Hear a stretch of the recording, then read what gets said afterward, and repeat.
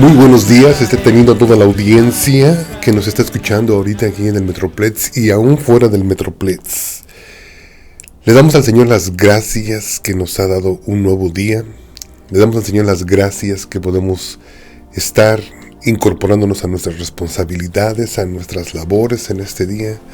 Le damos las gracias al Eterno que sobre todas las cosas Él es bueno y su misericordia se renueva cada día.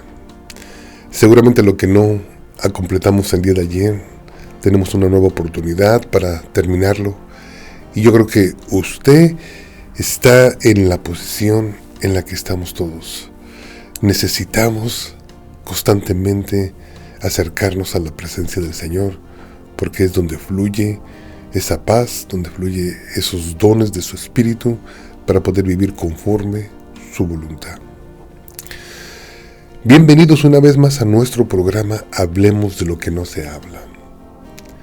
Hemos estado estudiando el libro de Levítico y nos hemos detenido un poco en el capítulo 1, donde ya varias ocasiones he hablado sobre lo que es el llamado. Y realmente me he enfocado bastante porque yo siento que vivimos en los últimos tiempos. Y también pienso que necesitamos muchos obreros dentro de nuestras congregaciones. No tan solo para servir dentro, pero también para servir fuera de las paredes de nuestras congregaciones y así poder continuar predicando ese evangelio de Jesús, de Yeshua, a todas las naciones. Pero ahora vamos a continuar con Levítico capítulo 1. Vamos a tratar de terminar todo el capítulo. Vamos a resumirlo leyendo de la versión Reina Valera 1960, iniciando en el versículo 3 y terminando hasta el versículo 17. Pero simple y sencillamente son 3 tipos de ofrendas que el Señor estaba instruyendo a Moisés que el pueblo de Israel podía presentar. Es básicamente como que si Moisés estuviera haciendo un manual de cómo se deberían de ofrendar, cómo se deberían de ofrecer los sacrificios en aquel tiempo. Ahora, todos estamos conscientes de que esto no está vigente en nuestros días, y precisamente no está vigente porque no está erigido el templo, ni tampoco está erigido el tabernáculo en Jerusalén. 2, no está vigente porque nuestro sacrificio fue en aquella cruz de aquel cordero inmolado, Jesús, Yeshua, que fue nuestro último sacrificio para nosotros. Pero siempre es importante llegar al libro del Levítico y tratar de comprender algunas de las cosas de cómo la gente hacía sus sacrificios. Y estaba yo escuchando a un pastor que predica muy bien y enseña bastante bien en Nuevo México, y él dice, realmente el Antiguo Testamento era un tiempo difícil, acercarse a Dios era difícil, tenían que hacerlo con mucho tacto, tenían que hacerlo con mucho cuidado, tenían que hacerlo siguiendo las especificaciones que Él mismo había dado para no ser consumidos por su santidad, por su ira. Y yo creo que es una de las cosas que nosotros tenemos que tener en consideración, que ahora nosotros los contemporáneos, los que nos acercamos a Dios, a veces no tenemos en consideración estas cosas, ¿no? A veces siento que abusamos de la gracia que el Señor nos ha dado. Y todo este libro de Levítico, aunque muchos le damos la vuelta a la hoja que nos acercamos a este libro, es de suma importancia para nosotros, que nosotros podamos ver reflejada en esta instrucción la manera en la cómo nosotros nos acercamos al Señor. Porque hemos de recordar que el libro del Levítico no tan solo implica una regla de cómo se deberían de presentar los sacrificios, pero también recordemos que cada sacrificio significaba simple y sencillamente el cómo tenía el pueblo de Israel que acercarse al Señor. Y nosotros también nos seguimos acercando al Señor, tenemos esa necesidad, ahora lo hacemos a través de la sangre del Cordero, a través de Jesús. Por eso el Señor nos dijo que Él era la puerta. Pero qué importante es el remarcar algunas cosas que nos podrían ayudar a hacer un mejor acercamiento, una mejor adoración con el Señor, ¿no? Y poder estar alineado con lo que Él demanda de cada uno de nosotros. Levítico capítulo 1 da diferentes tipos de ofrenda. Voy a leer para darle honor a la palabra. El versículo 3 dice de esta forma: si su ofrenda fuere holocausto vacuno, macho sin defecto, lo ofrecerá de su voluntad. Lo ofrecerá a la puerta del tabernáculo de reunión delante de Jehová. Y pondrá su mano sobre la cabeza del holocausto y será aceptado para expiación suya.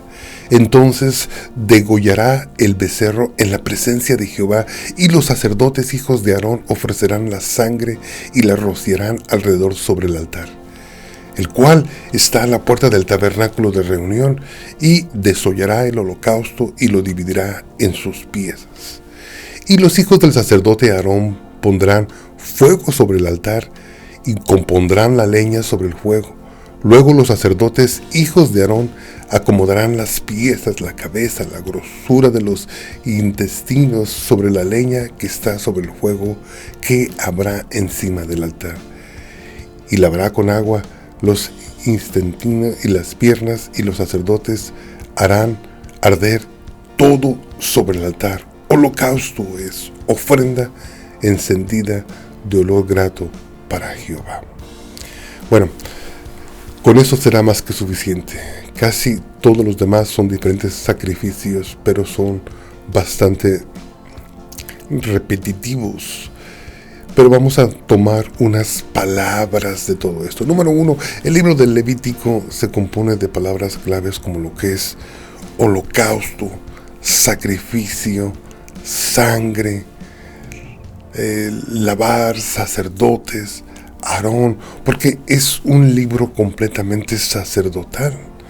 Muchos de las personas que son judíos ortodoxos, estaba yo estudiando, que empiezan educando a sus hijos con este libro, porque hemos de recordar que muchos de ellos todavía se consideran sacerdotes y todavía están educando a sus hijos con este libro.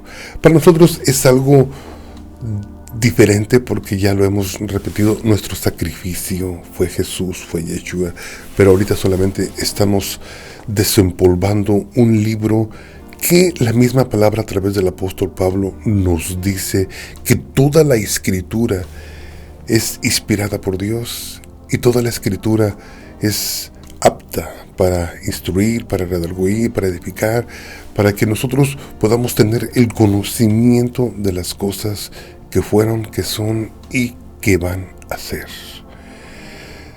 También hay una palabra que yo necesito levantar de este capítulo, que es ofrenda encendida de olor grato para Jehová. Usted no lo va a creer, pero tan solo en el mismo capítulo de Levítico 1 se repite 3 veces esta palabra clave. Y siempre me gusta predicar tomando una palabra clave para que la audiencia no se pierda. Y usted se ha de preguntar, bueno, ¿por qué cada una de las indicaciones de las ofrendas en el libro de Levítico terminaba con esta palabra: ofrenda encendida de olor grato para Jehová? No es la primera vez que aparece. Cuando nosotros regresamos al libro de Génesis, cuando el siervo Noé está levantando la primera ofrenda después de haber bajado a todos los animales, a su familia, de el arca, se propone levantar, construir un altar y sacrifica al Señor, se acerca al Señor a través de una ofrenda. Entonces, hemos de recordar que los sacrificios no tan solo estaban en la ley mosaica de los sacrificios, pero también ya se habían iniciado antes. Ya la gente tenía esa necesidad de sacrificar al Señor, porque era un medio de adoración hacia el Señor en aquel tiempo. Y también en la misma forma en lo que lo hizo Noé, también la palabra nos dice que el Señor mismo dijo que había recibido esa ofrenda encendida y que la había recibido y que había percibido ese olor grato. Y que al recibir esa ofrenda de parte de Noé, también el Señor se propuso en su corazón que jamás había de maldecir la tierra, de exterminar la tierra como lo había hecho en aquella ocasión con el diluvio. Entonces sí es bastante importante que nosotros nos metamos un poquito en lo que significa una ofrenda encendida de olor grato para Jehová, porque nosotros todavía en nuestros tiempos tenemos la necesidad de acercarnos al Señor. Y cuando lo hacemos, queremos hacerlo correctamente, queremos que nuestro sacrificio, que es nuestra adoración, nuestro culto racional, sea elevado con olor grato delante del Eterno, y que podamos, pues quizás, experimentar esa aceptación de parte del Señor sobre nuestra vida, ¿no? Que nuestra adoración realmente valga la pena o cumpla el propósito, mejor dicho, por lo cual nosotros la estamos haciendo. Para explicar un poquito más sobre qué es olor grato a Jehová y ser aceptados por el Señor, ¿por qué no nos vamos al libro de Juan, capítulo 4, y vamos a entrar en una plática que tuvo el Señor con aquella mujer samaritana que todos la hemos de recordar? Y vamos a tratar de parafrasear un poco, ¿no? Cuando el Señor llega y empieza a platicar con esta mujer y le dice el Señor que por favor le dé de beber, y la mujer, pues no habiendo una conexión entre samaritanos y entre judíos en aquel tiempo, pues la mujer se siente impresionada porque el Señor le estaba pidiendo un favor, le estaba pidiendo de beber, y empieza esa plática donde en el versículo 7 ya empieza a tomar sentido y dice de esta forma. Leo del Evangelio según San Juan, capítulo 4, versículo 7, donde dice: vino una mujer de Samaria a sacar agua, y Jesús le dijo: dame de beber, pues sus discípulos habían ido a la ciudad a comprar de comer. La mujer samaritana le dijo: ¿cómo tú, siendo judío, me pides a mí de beber, que soy mujer samaritana? Porque judíos y samaritanos no se trataban entre sí. Respondió Jesús y le dijo: si conocieras el don de Dios y quién es el que te dice dame de beber, tú le pedirías y él te daría agua viva. La mujer le dijo: Señor, no tienes con qué sacarla y el pozo es hondo. ¿De dónde pues tienes el agua viva? ¿Acaso eres tú mayor que nuestro padre Jacob, que nos dio este pozo, del cual bebieron él y sus hijos y sus ganados? Y respondió Jesús y le dijo: cualquiera que bebiere de esta agua volverá a tener sed, mas el que bebiere del agua que yo le daré no tendrá sed jamás, sino que el agua que yo le daré será en él una fuente de agua que salte para vida eterna. La mujer le dijo: Señor, dame esa agua para que no tenga yo sed ni venga aquí a sacarla. Jesús le dijo: ve, llama a tu marido y ven acá.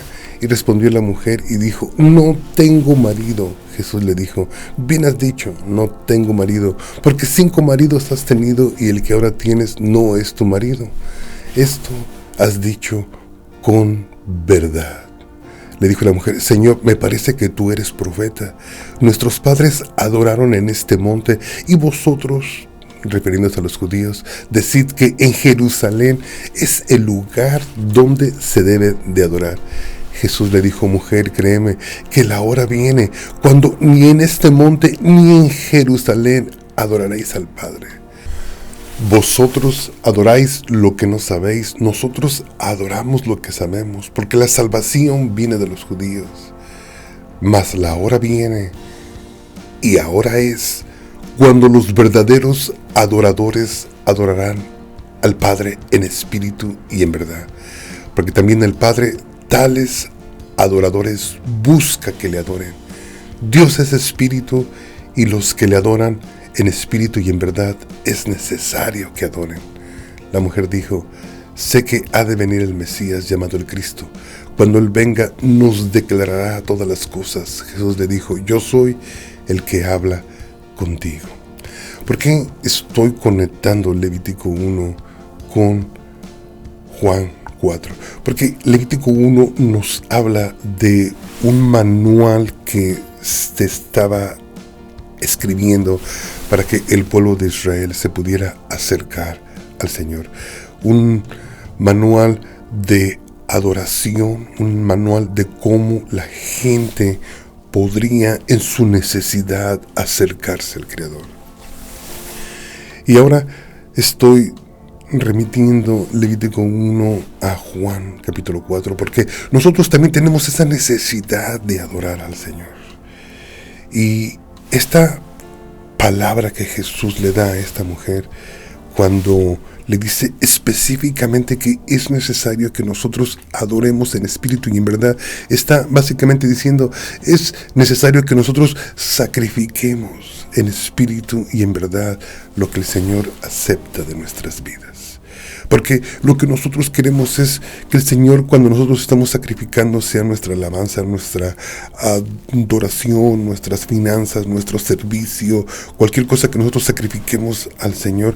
Yo creo que nuestra intención es ser aceptados por el Señor, ser recibidos por el Señor, ser bendecidos por el Señor. Por eso nosotros nos congregamos, por eso nosotros vamos a ofrecer la adoración congregacional, por eso lo hacemos familiarmente, por eso también debemos de hacerlo individualmente. Pero en el fondo, ¿qué es lo que significa estar alineado con este tipo de adoración que se está dando en estos tiempos? Desde los tiempos en los que Jesús lo predicó hasta estos tiempos, esto está en vigencia. Yo creo que es ahí donde nosotros nos queremos profundizar un poco en los pocos minutos que nos quedan. Queremos resumir que Dios está buscando este tipo de adoradores, ese tipo de personas que se acerquen a Él y que lo adoren en espíritu y en verdad. Cuando decimos en espíritu, la misma palabra nos lo está especificando. Nos dice que tenemos que adorar en espíritu porque Dios es espíritu. Yo creo que la primera intención que se me viene a la mente es: hermano, no debemos de idolatrizar o no debemos de formar ninguna imagen de lo que Dios es. Tenemos que conectarnos con el Creador, teniendo nosotros el conocimiento de lo que Él y cómo Él es, para poder así adorar en ese espíritu. En verdad tenemos que acercarnos al Señor sobre todas las cosas con un fundamento doctrinal. No podemos permitir que salga de nuestros labios una herejía, que salga de nuestros labios algo incorrecto. Aun cuando estemos bien emocionados delante de la presencia del Señor, tenemos que tener cuidado de no permitir que de nuestra lengua salga algo en contra de la verdad que la palabra ha estipulado, en contra de la doctrina que nosotros tengamos, y debe de estar siempre dentro de ese marco, en espíritu y en verdad. Como también mucha gente piensa que cuando la palabra está diciendo en espíritu y en verdad, también mucha gente dice que realmente tenemos que aprender a buscar del Señor individualmente. Mucha gente, a veces yo pienso que le dan más énfasis cuando estamos congregados y estamos en nuestras iglesias, en nuestras congregaciones, alabando congregacionalmente, cuando estamos en multitud, cuando estamos debajo de la unción que desciende en la presencia del Señor, cuando nuestros músicos están tocando. Muchos de nosotros lo hacemos con nuestras familias. Nosotros lo hacemos los viernes, nos reunimos, cantamos, como la palabra lo dice, con cantos espirituales nos acercamos al Señor, nos congregamos familiarmente, nos reconectamos, nos reunimos, nos llenamos de alegría. Así iniciamos nuestro fin de semana. Eso es precioso, no tan solo cuando lo podemos hacer congregacionalmente, pero también cuando lo podemos hacer familiarmente. Pero también qué hermoso sería donde podemos quizás interpretar lo que el Señor quiere decir, Jesús, Yeshua, que tenemos que hacerlo en espíritu y en verdad. Tenemos que aprender a hacerlo individualmente, aprenderlo a hacerlo en un lugar solitario donde solamente nosotros lo estemos haciendo delante del Señor. Vamos a ver unos versículos, lo que dice Mateo capítulo 6, versículo 6, leyendo de la versión Reina Valera 1960, dice: mas tú cuando ores, entra en tu aposento y cierra la puerta. Ora a tu Padre que está en secreto, y tu Padre que ve lo secreto te recompensará en público. Ahí está como la oración, la adoración individual es promovida por el mismo Señor. Y también la practicaba. Marcos 1:35 dice de esta forma: levantándose muy de mañana, siendo aún muy oscuro, salió y se fue a un lugar desierto y ahí oraba. Recordemos que esta práctica la tenía nuestro Señor Jesús, Yeshua, y era la manera en la como Él adoraba al Padre en espíritu y en verdad. Lucas 5:16 afirma lo que estoy diciendo y dice de esta palabra, dice: mas Él se apartaba a lugares desiertos y oraba. Salía de su comodidad, salía de toda la gente que lo rodeaba, dejaba a sus discípulos a un lado y lo hacía individualmente. David ya lo había escrito en uno de sus salmos, Salmo 5, versículo 3, dice de esta forma: oh Jehová, de mañana oirás mi voz, de mañana me presentaré delante de ti y esperaré. Y también, como no hemos de mencionar al siervo Daniel. Daniel 6, versículo 10 dice: cuando Daniel supo que el edicto que había hecho el rey, todos debemos de recordar los que leemos la palabra, que había un edicto que no se podía adorar a ningún otro Dios más que al Dios de Babilonia.